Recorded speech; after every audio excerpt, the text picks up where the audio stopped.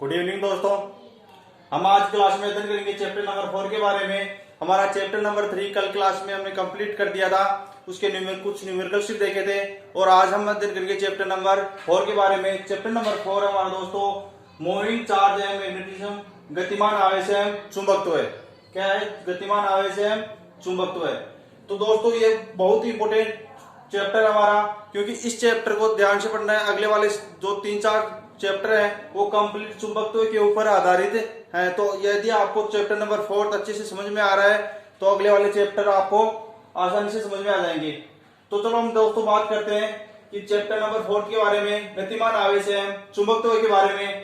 तो दोस्तों सबसे पहले हम समझते हैं गतिमान आवेश, मूविंग चार्ज क्या होता है, कि गतिमान आवेश मूविंग चार्ज क्या होता है। दोस्तों हमने चैप्टर नंबर 1 में स्थिर विद्युतिकी में अध्ययन किया था आवेश के बारे में, गतिमान आवेश मूविंग चार्ज के बारे में, कि आवेश क्या होता है, कितने प्रकार का आवेश होता है। तो दोस्तों चैप्टर नंबर 1 में हमने बताया था कि आवेश कितने प्रकार का होता है, 2 प्रकार का होता है, एक धनात्मक आवेश, एक ऋणात्मक आवेश।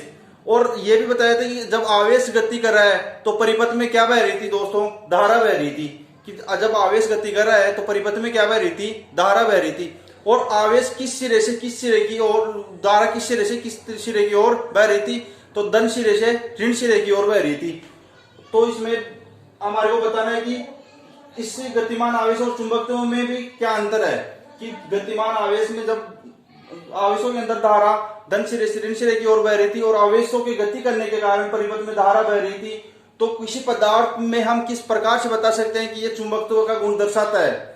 तो हमने गतिमान आवेश के बारे में तो बता दिया कि गतिमान आवेश फर्स्ट नंबर चैप्टर में पढ़ा था कि आवेश कितने प्रकार का होता है, 2 प्रकार का होता है। और ये धन सिरे से ऋण सिरे की ओर इसमें धारा का प्रवाह होता है। और दोस्तों एक चीज और ध्यान रखना कि गतिमान आवेश एक होना संभव है, लेकिन अभी चुंबकत्व के बारे में बताएंगे कि इसमें चुंबकत्व में 2 ध्रुव होंगे, उसमें एक ध्रुव होना संभव नहीं होगा। ये इसके बारे में आगे अध्ययन करेंगे। तो इसमें पहले गतिमान आवेश के बारे में बता दिया। अब दोस्तों देखते हैं चुंबकत्व है। चुंबकत्व क्या होता है और वह पदार्थ हम कैसे मानेंगे कोई पदार्थ है ये चुंबकत्व का गुण दर्शा रहा है। तो सबसे पहले ध्यान रखना दोस्तों कि जैसे ये पदार्थ है तो हमारे को कैसे पता चलेगा कि ये चुंबकत्व है या चुंबक है। तो कि हमारे को सबसे पहले तो इस पदार्थ के अंदर किसी भी लोहे की वस्तुओं को अपनी ओर आकर्षित करने का गुण होना चाहिए। जैसे यह पदार्थ है तो इसके अंदर लोहे की वस्तुओं को अपनी ओर आकर्षित करने का गुण होना चाहिए। एक इसको हम स्वतंत्रता जब पूर्वक लटकाते हैं तो इसके दोनों ध्रुव, ये 2 ध्रुव होते हैं दोस्तों, उत्तरी ध्रुव दक्षिण ध्रुव, इसमें 2 ध्रुव होंगे। तो जब इसको स्वतंत्रता पूर्वक लटकाएं तो इसके दोनों ध्रुव उत्तर दक्षिण दिशा में चले जाएं। जब इस पदार्थ को स्वतंत्रता पूर्वक लटकाएं तो इसके दोनों ध्रुव स्वतंत्रता पूर्वक लटकाने पर उत्तर और दक्षिण दिशा में चले जाएं, तो हम ये इसको बता सकते हैं ये चुंबकत्व का गुण दर्शा रहा है। एक तो लोहे की वस्तुओं को अपनी ओर आकर्षित करें और इसको स्वतंत्रता पूर्वक लटकाने पर इसके दोनों ध्रुव उत्तर और दक्षिण दिशा में चले जाएं। और तीसरा गुण है दोस्तों कि इसके भले कितने भी टुकड़े कर दो, इस चुंबक इस पदार्थ के कितने भी जो चुंबकत्व का गुण दर्शा रहा है ये पदार्थ, इसके कितने भी टुकड़े कर दो, इसमें हमेशा ध्यान रखना 2 ही ध्रुव होंगे। भले इसका छोटा सा टुकड़ा भी क्यों ना ले लें, उसके अंदर भी हमेशा ध्यान रखना 2 ही ध्रुव होंगे, एक ध्रुव नहीं होगा। इसमें जब भी उसमें यदि एक ध्रुव है तो वह चुंबकत्व नहीं है। तो देखना दोस्तों चुंबकत्व है,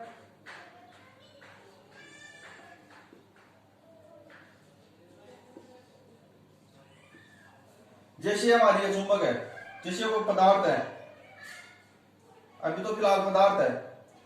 अब जब इसको इसमें 2 ध्रुव हैं, उत्तरी ध्रुव और दक्षिणी ध्रुव, उत्तरी ध्रुव और दक्षिणी ध्रुव, नॉर्थ और साउथ, उत्तरी ध्रुव और दक्षिणी ध्रुव, इसको उत्तरी ध्रुव नॉर्थ और ये साउथ दक्षिणी ध्रुव।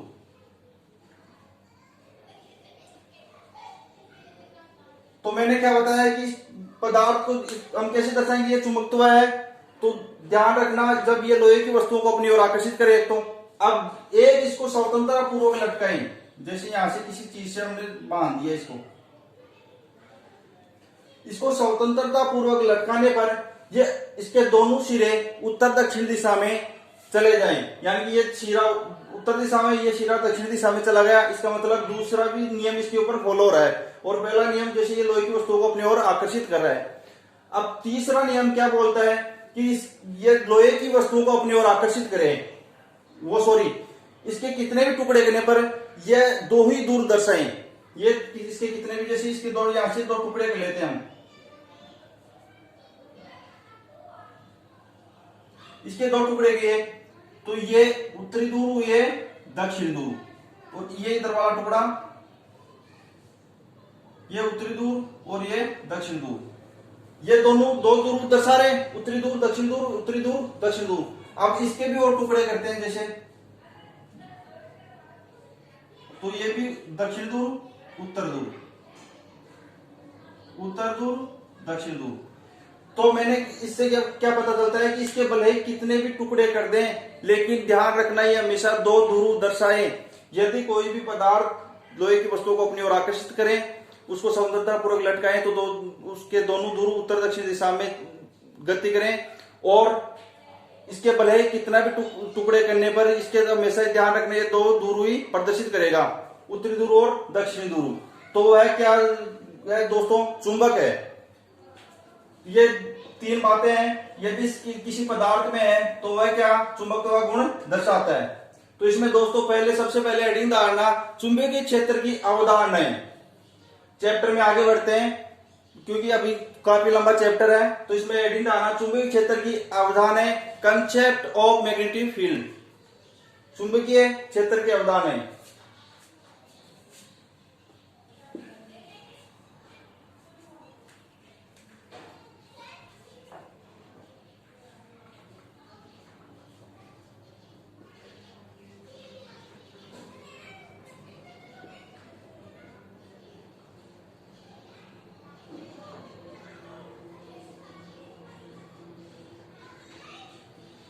चुंबकीय क्षेत्र की अवधारणाएं, कंसेप्ट ऑफ मैग्नेटिक फील्ड।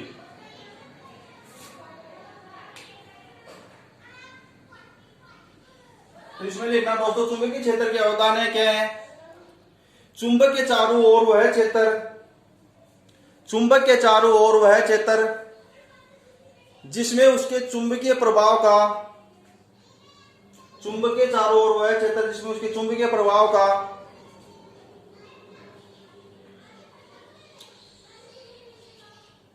चुंबकीय प्रभाव का अनुमान या अनुभव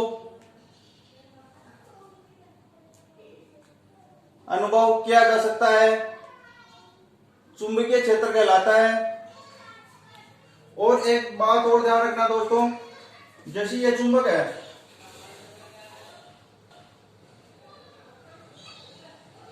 उत्तरी ध्रुव दक्षिण ध्रुव, तो इसके चारों ओर का वह क्षेत्र जिसमें चुंबकीय प्रभाव का गुण दर्शाता हो। यह क्या बोल रहा है कि चुंबक के चारों ओर का वह क्षेत्र जिसमें चुंबकीय प्रभाव का अनुभव कराता हुआ क्या कहलाता है, चुंबकीय क्षेत्र। इसके चारों ओर का वह क्षेत्र जो चुंबकीय प्रभाव का अनुभव कराए हमारे को, तो ये क्या कहलाता है, चुंबकीय क्षेत्र कहलाता है इसके चारों तरफ का। और इसमें चुंबकीय क्षेत्र की मतलब चुंबकीय क्षेत्र का प्रभाव किससे किस तरफ होता है दोस्तों, उत्तरी ध्रुव से दक्षिण ध्रुव की ओर होता है। हमेशा ध्यान रखना इसमें चुंबकत्व का प्रवाह किस तरफ होता है दोस्तों, उत्तरी ध्रुव से दक्षिण ध्रुव की ओर।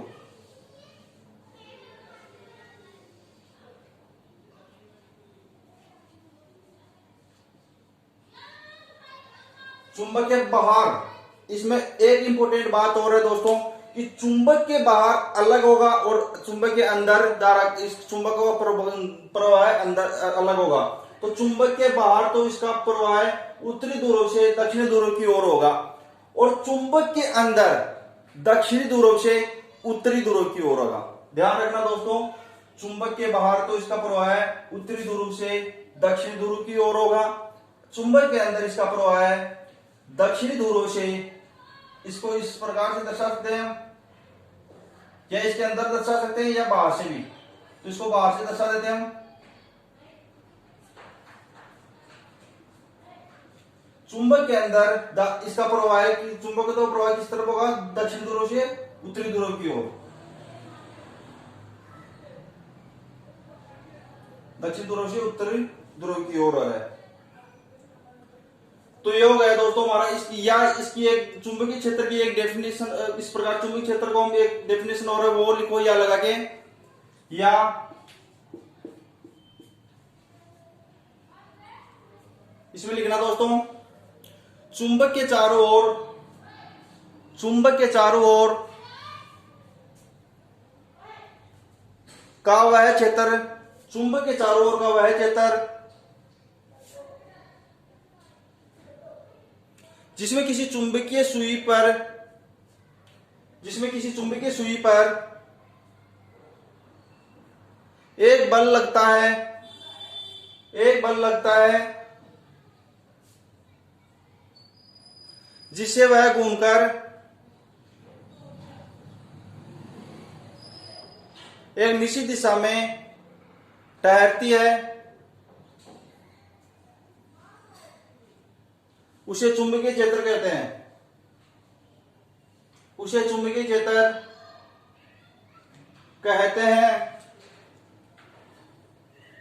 तो ये हो गए दोस्तों चुंबकीय क्षेत्र की अवधारणा में चुंबकीय क्षेत्र क्या होता है। तो ये दो जो मैंने डेफिनेशन लिखाई उसमें से कोई सी भी डेफिनेशन आप एग्जाम में लिख सकते हो।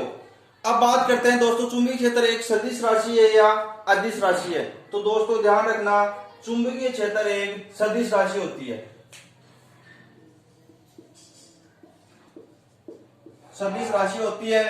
और दोस्तों इसको किससे प्रदर्शित करते हैं, बी सदिश से।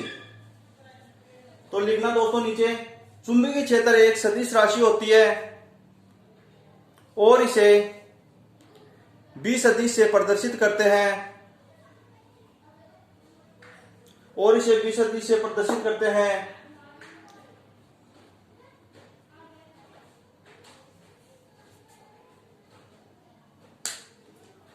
और ये हो गया हमारा दोस्तों चुंबकत्व कि चुंबक क्या होता है उसके बारे में कुछ बातें। और अब एक गतिमान आवेश और चुंबकत्व एक अंतर और है दोस्तों, वो अंतर ध्यान से सुनना। क्या है कि अकेला आवेश संभव है लेकिन अकेला ध्रुव संभव कतई नहीं होगा। क्यों नहीं होगा कि अकेला आवेश तो किस प्रकार से संभव है, जैसे धनात्मक आवेश है उसमें उसका धारा का प्रवाह धनात्मक से हो रहा है, लेकिन इसमें अकेला ध्रुव संभव नहीं होगा क्योंकि यदि इसमें अकेला ध्रुव है तो वह चुंबकत्व ही नहीं होगी। तो ध्यान रखना कि चुंबकत्व में अकेला ध्रुव होना संभव नहीं है। अब चलो आगे बात करते हैं दोस्तों गतिमान आवेश के कारण। अगली रीडिंग डालो दोस्तों गतिमान आवेश से या गतिमान आवेश के कारण चुंबकीय क्षेत्र की उत्पत्ति। गतिमान आवेश के कारण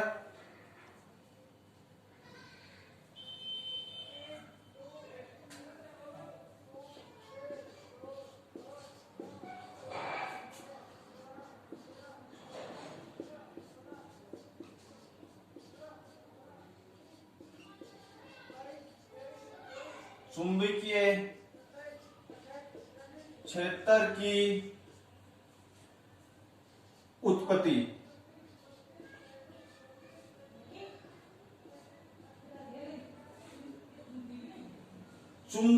गतिमान आवेश से चुंबकीय क्षेत्र की उत्पत्ति कि कोई आवेश गतिमान कर रहा है जिससे चुंबकीय क्षेत्र किस प्रकार से उत्पन्न होगा। और इसको हम एक दूसरा नाम है दोस्तों जिसको इस गतिमान आवेश चुंबकीय क्षेत्र की उत्पत्ति को जिस वैज्ञानिक ने समझाया था उसका नाम है दोस्तों ऑक्सफोर्ड। तो इसको किस नाम से जानते हैं दोस्तों, ऑक्सफोर्ड के प्रयोग के नाम से भी। तो या इसको नीचे लिख लेना या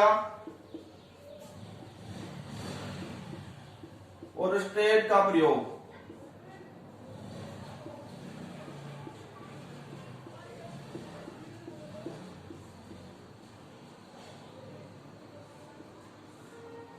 और स्टेट का प्रयोग गतिमान आवेश से चुंबकीय क्षेत्र की उत्पत्ति या इसको और स्टेट का प्रयोग आपको एग्जाम में पूछ सकता है। गतिमान आवेश से चुंबकीय क्षेत्र की उत्पत्ति या आपको ज्यादातर और स्टेट का प्रयोग लिखे इसके नाम से भी पूछता है। और स्टेट का प्रयोग क्या होगा। तो दोस्तों ये एक वैज्ञानिक था जिसने 1820 में क्या एक अपने बच्चों को मंच के माध्यम से संबोधित कर रहा था, तब इस वहां पे संबोधित करते करते इसकी नजर में एक परिपथ में धारा बह रही थी, तो उसने अनुमान वहां से मंच के माध्यम से अनुमान लगाया कि इसमें जब परिपथ में धारा बह रही है तो इसके चारों तरफ कुछ ना कुछ कोई इफेक्ट तो पड़ रहा है, कि इसके जब धारा प्रवाहित हो रही है इस परिपथ में तो इसके चारों तरफ कोई ना कोई क्षेत्र तो उत्पन्न हो रहा है। ये क्षेत्र कौन सा उत्पन्न हो रहा है इसके बारे में इसने अनुमान लगाया। तो वह जब लैब में जाके इसके बारे में प्रयोग किया तो दोस्तों उसने परिपथ के माध्यम से इसको प्रयोग किया। तो उसने एक परिपथ लिया, उसमें सेल, कुंजी और धारा नियंत्रक लगा के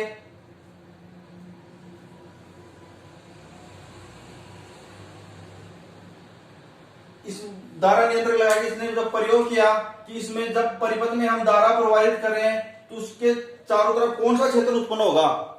जब इसका अनुमान किस प्रकार से लगा सकते हैं, उसने दिमाग लगाया कि इसके जब हम समीप चुंबक लाके देखते हैं कि इसमें क्या विक्षेप उत्पन्न होता है। चुंबक में जब परिपथ में धारा प्रवाहित होती है तो उस चुंबक में क्या विक्षेप उत्पन्न होता है, प्रवाहित होती है तो उस चुंबक में क्या विक्षेप उत्पन्न होता है। तो सबसे पहले दोस्तों इसने अनुमान लगाया कि जैसे ये बिना धारा बहने वाला परिपथ ले लिया, एक तो इसने बिना धारा बहने वाला एक तो ये परिपथ ले लिया, इसको तो डायग्राम को थोड़ा छोटा बना लो दोस्तों। एक परिपथ ले लिया बिना धारा बहने वाला,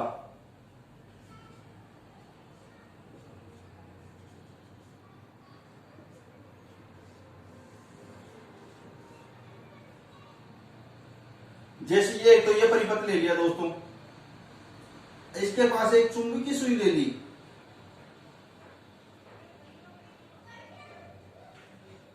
इसके पास एक चुंबकीय सुई ले ली एस और एन, उत्तरी ध्रुव और दक्षिणी ध्रुव। अब इसने अनुमान लगाया कि जब इस परिपथ में कोई धारा प्रवाहित नहीं हो रही है, ऑस्टेड ने क्या बताया कि इसमें जब कोई धारा प्रवाहित नहीं हो रही है, परिपथ में जब कोई धारा प्रवाहित नहीं हो रही हो और इसके पास जब चुंबकीय सुई को लाया जाता है तो उसमें कोई विक्षेप उत्पन्न नहीं होता है। ध्यान रखना दोस्तों कि जब किसी भी परिपथ में धारा का प्रवाह नहीं हो रहा हो या आवेश गति नहीं कर रहा हो। अब बात करते हैं दोस्तों गतिमान आवेश से चुंबकीय क्षेत्र किस प्रकार से उत्पन्न होता है। तो ध्यान रखना दोस्तों कि जब आवेश गति करेंगे तो इसमें धारा का प्रवाह होगा, यानी कि धारा का प्रवाह होगा तो उसमें चुंबकीय क्षेत्र किस प्रकार से उत्पन्न होता है। यही चीज हम इस डायग्राम के माध्यम से बता रहे हैं कि जब किसी परिपथ में धारा का प्रवाह नहीं हो रहा हो तो और उसके पास चुंबकीय सुई रखें तो उसमें कोई विक्षेप उत्पन्न नहीं होगा, क्योंकि इसमें धारा का प्रवाह नहीं हो रहा है। और इसने जब दूसरा प्रयोग किया तो इसमें धारा का प्रवाह किया, इस परिपथ में जब हम धारा का प्रवाह कर रहे हैं यानी कि कुंजी के लगा रहे हैं, ये लो हमने कुंजी के लगा दी, तो इसमें क्या हो रहा है दोस्तों, धारा का प्रवाह हो रहा है।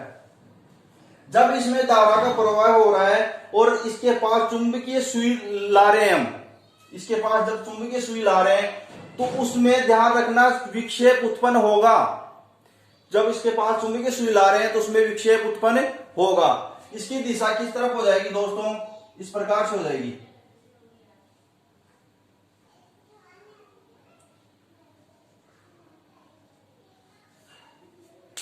इस प्रकार से हो जाएगी, थोड़ा इस प्रकार से हो जाएगा। ये चुंबकीय सुई थी इस तरफ थी तो इस प्रकार से ये हो जाएगी।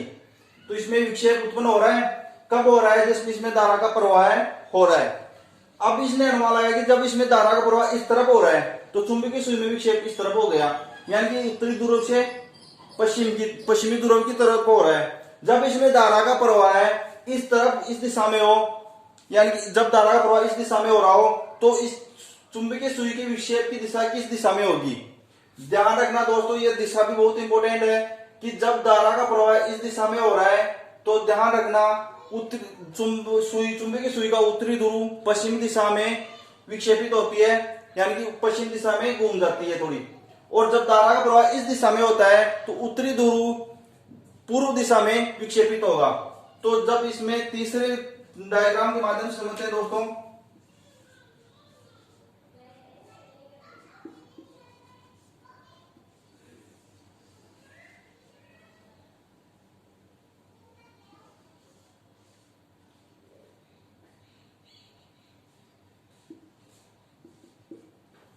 इसमें जब धारा का प्रवाह है इस तरफ हो रहा है दोस्तों,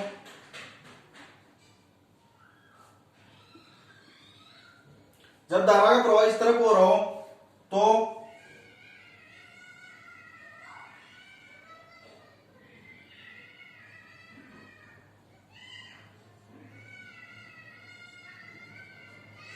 ये एस एन, यानी कि अब कौन उत्तरी ध्रुव किस दिशा में आ रहा है दोस्तों, पूर्व दिशा में आ रहा है। पहले किस दिशा में धारा था, पश्चिम दिशा में। जब धारा का प्रवाह इस दिशा में हो तो चुंबकीय सुई इस दिशा में विक्षेपित हो जाएगी। तो दोस्तों ओस्टेड ने बताया कि इससे जब चुंबकीय सुई को इस परिपथ के नजदीक लाया तो इससे क्या सिद्ध हुआ कि चुंबकीय सुई विक्षेपित हो रही है। जब परिपथ में धारा का प्रवाह हो रहा है तो चुंबकीय सुई विक्षेपित हो रही है।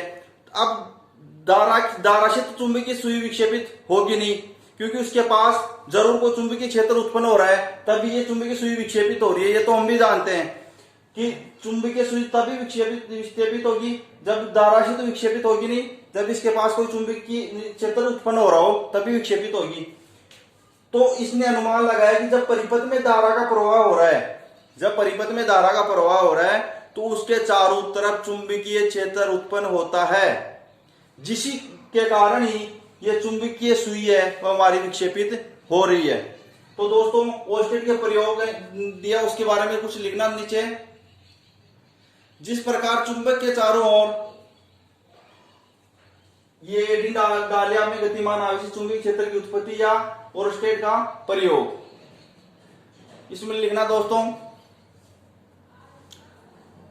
जिस प्रकार चुंबक के चारों ओर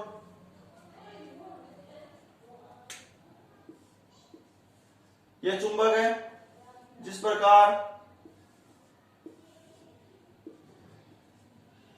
प्रकार चुंबक के चारों ओर चुंबकीय क्षेत्र स्थापित हो जाता है, चुंबकीय क्षेत्र स्थापित हो जाता है, उसी प्रकार धारावाही चालक के चारों ओर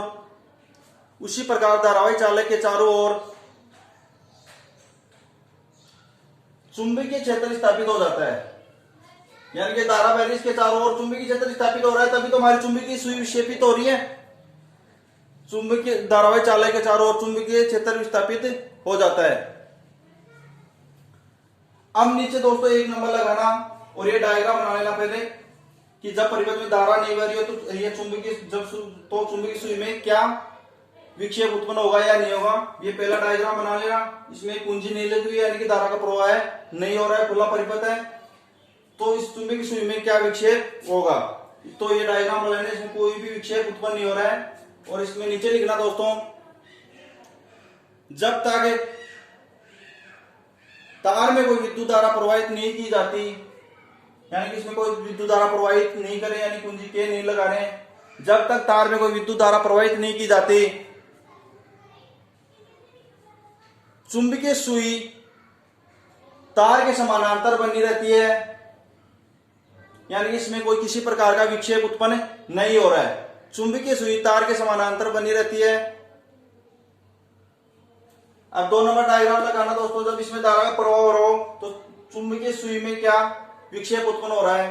तो 2 नंबर लगाने और ये डायग्राम बना के नीचे लिखना दोस्तों, जब तार में विद्युत धारा प्रवाहित की जाती है, जब तार में विद्युत धारा प्रवाहित की जाती है तो चुंबकीय सुई एक और विक्षेपित हो जाती है, चुंबकीय सुई एक और विक्षेपित हो जाती है। इस दिशा में विक्षेपित हो रही है, पहले इस ऐसे थी, अब ऐसे विक्षेपित हो गई, तो चुंबकीय सुई एक दिशा में विक्षेपित हो जाती है। अब 3rd नंबर लगाना दोस्तों, जब धारा इस दिशा में बहने लगे तो इसमें चुंबकीय सुई में क्या विक्षेप उत्पन्न होगा। इसको ये थोड़ी कम लग रही है, इसको ज्यादा विक्षेपित कर दो।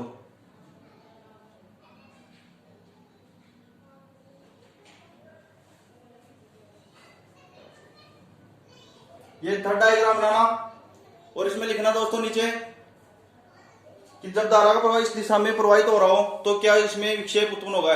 यदि तार में धारा की दिशा उल्टी कर दी जाती है, इस दिशा में आ रही थी, अब इस दिशा में उल्टी कर दी, यदि तार में धारा की दिशा उल्टी कर दी जाती है तो चुंबकीय सुई पहले से विपरीत दिशा में विक्षेपित हो जाएगी।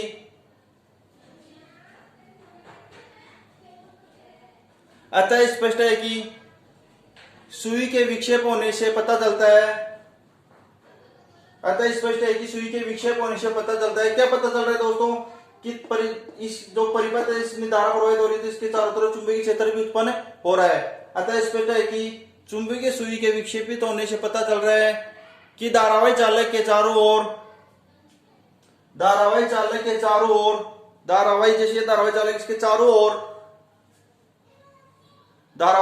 चारों ओर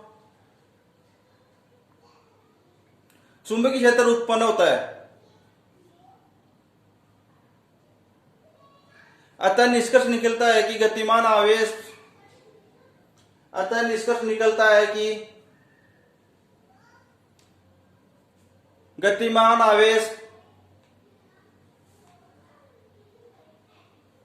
अपने चारों ओर चुंबकीय क्षेत्र उत्पन्न करता है।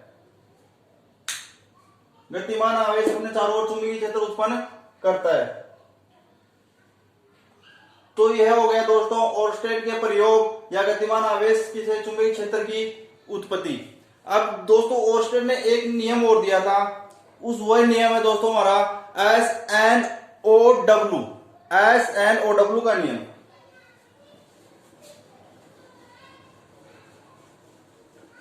ओर्स्टेड ने एक नियम और दिया था, उसको हम बोलते हैं दोस्तों SNOW का नियम।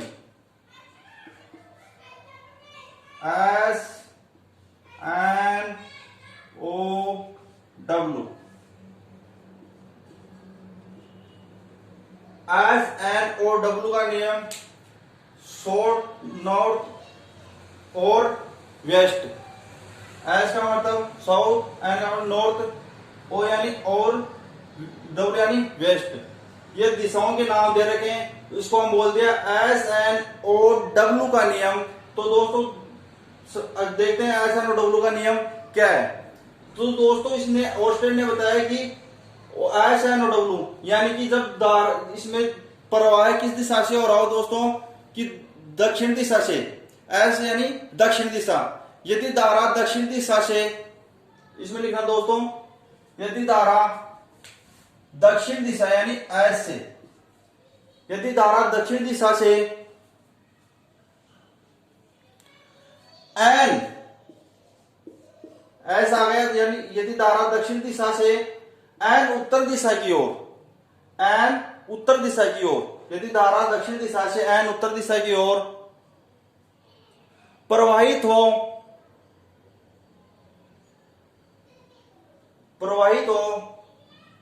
और चालक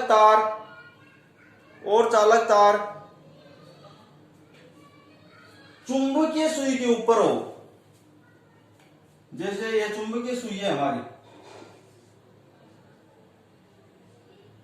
यानी कि इसके ऊपर हो, और चालक तार चुंबकीय सुई के ऊपर हो,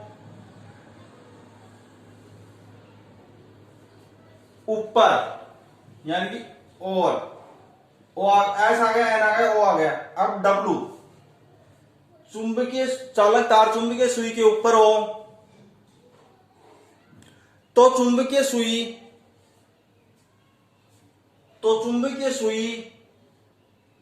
का उत्तरी ध्रुव पश्चिमी ध्रुव में या पश्चिमी दिशा में आ गया आपका वेस्ट। डब्ल्यू भी आ गया, एस एन ओ और डब्ल्यू, ये SNOW का नियम था। पश्चिमी दिशा में यानी वेस्ट दिशा में विक्षेपित होगा। जब धारा की, ध्यान एक बार दोबारा से रिपीट कर रहा हूं, जब धारा की दिशा इससे दक्षिणी ध्रुव से उत्तरी की ध्रुव की ओर हो रही हो तो, और चालक तार सुई के ऊपर हो, जैसे ये चुंबकीय सुई है और चालक तार इस चुंबकीय सुई के ऊपर हो, तो ध्यान रखना उत्तरी ध्रुव जो है हमारा वो किस दिशा में विक्षेपित होगा दोस्तों? पश्चिम दिशा में विक्षेपित होगा। और अब बात कर रहे हैं जब चालक तार इसके नीचे हो, चुंबकीय सुई के नीचे हो, तो उत्तरी ध्रुव की दिशा में विक्षेपित होगा दोस्तों, पूर्व दिशा में विक्षेपित होगा। तो चालक तार पूर्व दिशा में विक्षेपित होगा। यह हो गया दोस्तों हमारा SNOW का नियम। तो हमने आज क्लास में चैप्टर नंबर 4 के बारे में अध्ययन किया है, गतिमान आवेश और चुंबकत्व के बारे में। चुंबकत्व क्या होती है और एक वैज्ञानिक था ओर्स्टेड, उसने इस चुंबकत्व किस प्रकार से समझाया कि और जब आवेश गति करे उसके कारण चुंबकत्व किस प्रकार से उत्पन्न होता है। आज क्लास में इतना ही दोस्तों, और बाकी के बारे में कल क्लास में अध्ययन करेंगे।